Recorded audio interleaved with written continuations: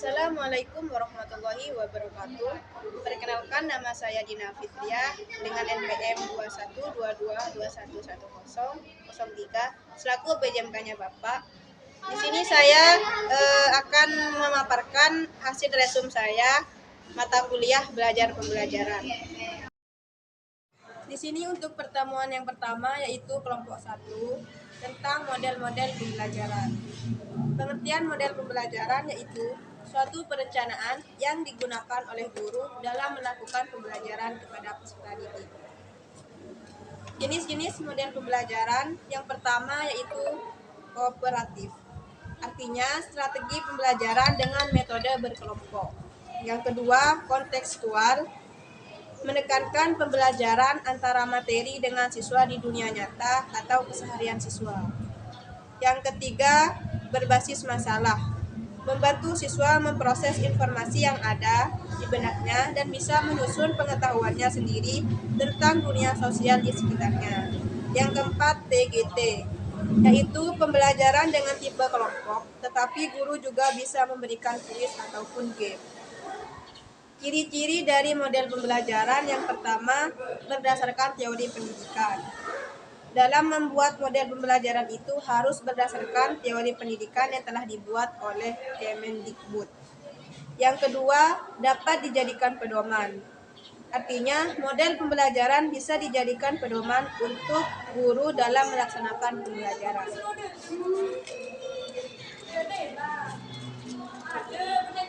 Yang ketiga, memiliki dampak, yaitu guru saat membuat perencanaan juga harus memikirkan bagaimana nanti dampaknya untuk peserta didik kalau guru tersebut menggunakan model pembelajaran tersebut.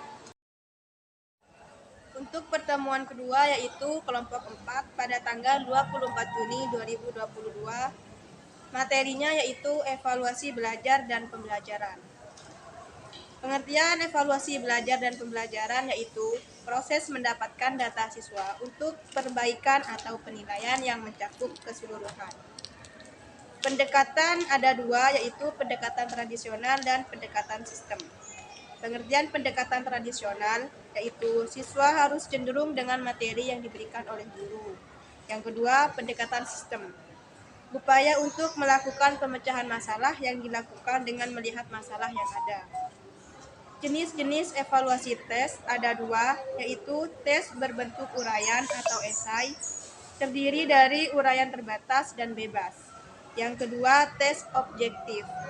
Tes terdiri dari beberapa tes pilihan alternatif, pilihan ganda, objektif menjodohkan, tes bentuk benar atau salah. Jenis-jenis evaluasi non-tes, yang pertama itu angket, adalah sebuah pertanyaan atau pernyataan tertulis kepada siswa untuk dijawabnya. Yang kedua, daftar cocok, yaitu seperti soal yang disilang. Yang ketiga, wawancara, untuk mendapatkan jawaban yang cocok untuk sepihak.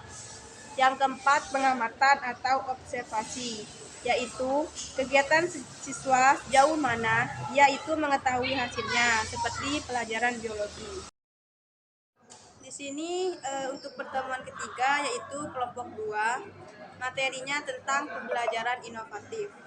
Pengertian dari pembelajaran inovatif yaitu pembelajaran yang bersifat student centered, artinya guru lebih banyak memberikan peluang kepada siswanya.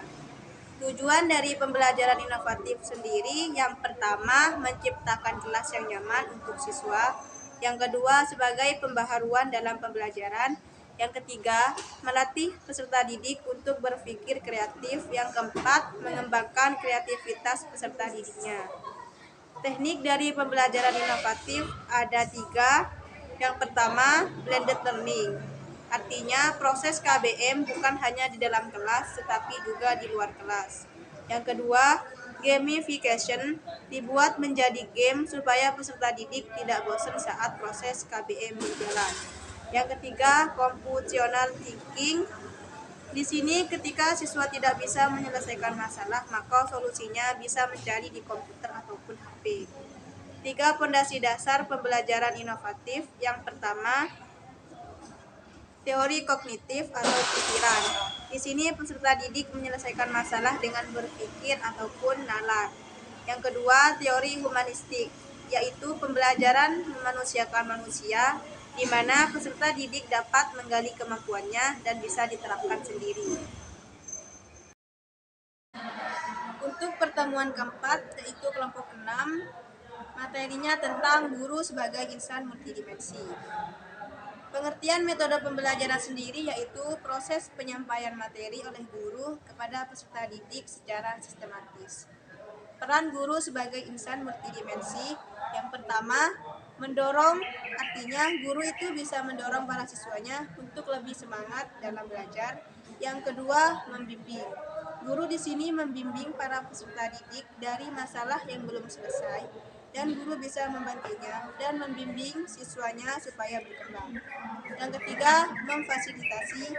Guru itu harus memfasilitasi saat proses pembelajaran, contohnya pemberian materi, alat bantu, dan lain-lain.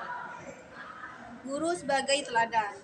Guru itu sebagai digugu dan ditiru oleh siswanya, dan guru adalah teladan yang baik. Jadi, guru harus memberikan contoh yang baik kepada peserta didiknya. Guru sebagai pembaru. Di sini guru itu menerjemahkan bahasa-bahasa baru sekaligus membahasakan karya intelek yang mudah dipahami oleh siswanya. Guru sebagai pemandu. Contoh di sini adalah suatu wisata. Di sini siswa menjadi pelancongnya dan guru itu sebagai pemandunya. Guru sebagai peneliti. Di sini guru itu dituntut untuk memberi informasi pengetahuan yang dimilikinya kepada peserta didiknya. Informasi atau pengetahuan yang telah dicarinya itu harus diketahui kebenarannya dan bisa dipertanggungjawabkan. Guru sebagai pembongkar kemah, artinya suatu pola pikir atau sikap mental yang non-sistematis, berani mengambil resiko, atau meninggalkan cara berpikir dan sikap pandang yang lama, kemudian mengubahnya ke cara berpikir dan sikap pandang yang baru, menuju suatu pertumbuhan dan perkembangan.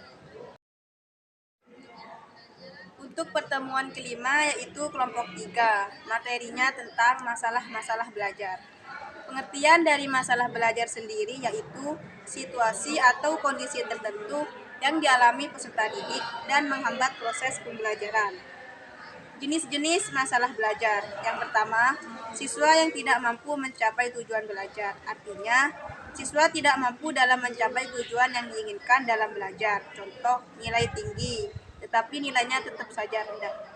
Kedua, siswa tidak dapat mencapai kemampuannya sendiri. Artinya, siswa di sini masih bingung dengan kemampuannya. Apakah dia menekuni di bidang pelajaran matematika, bahasa Inggris, ataupun bidang yang lain. Yang ketiga, siswa yang kurang motivasi dalam belajar. Artinya, di sini siswa itu kurang motivasi dari lingkungan sekolah, guru, ataupun lingkungan keluarga. Maka siswa itu tidak akan bersemangat lagi. Cara mengatasi kesulitan belajar yang bisa dipertimbangkan. Yang pertama, menggunakan prior knowledge. Artinya, di sini bisa digunakan di awal belajar, didahului dengan pembelajaran materi selanjutnya. Contoh, guru memberikan materi. Yang kedua, evaluasi.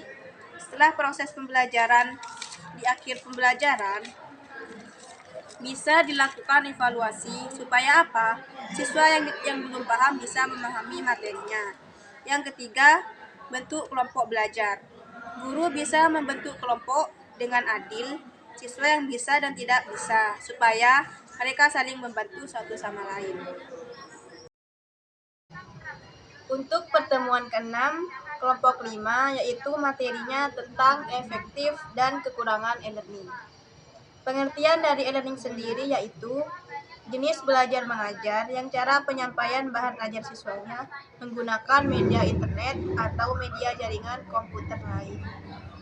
Karakteristik dari e-learning yang pertama, memanfaatkan keunggulan komputer. Artinya, peserta didik itu bisa memanfaatkan keunggulan komputer dengan cara menggunakan sesuatu yang ada di komputer tersebut. Yang kedua, menggunakan bahan ajar bersifat mandiri. Artinya, siswa bisa mencari atau mendownload materi sendiri di e-learning. Manfaat e-learning untuk pembelajaran. Materi-materi pembelajaran dikemas secara terpadu di e-learning serta dimanfaatkan siswa untuk belajar. Jika semua komponen yang ada di e-learning digunakan semua, maka pembelajaran akan mencapai tujuan belajar yang efektif. Efektif sendiri itu adalah perubahan yang membawa pengaruh, manfaat, dan makna tertentu. Ciri-ciri pembelajaran yang efektif yang pertama, perpaduan kemandirian dan kerjasama berpusat pada siswa. Artinya, di sini semua bisa belajar mandiri atau bekerja sama dengan siswa lain supaya pembelajaran bisa efektif. Yang kedua, mengembangkan keingintahuan peserta didik. Artinya, ketika peserta didik mempunyai rasa ingin tahu di dalam suatu materi, maka bisa bertanya supaya keingintahuan atau pengetahuan yang didapat bisa berkembang.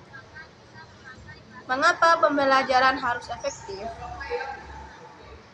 Saya cuma mengambil poin yang kedua, yaitu lewat proses belajar yang efektif, menciptakan suasana yang menyenangkan bagi peserta didik. Artinya, guru itu bisa bagaimana caranya bervariasi. Contohnya, di dalam pembelajaran itu, guru bisa memberikan video ataupun yang lain sesuai materi belajar.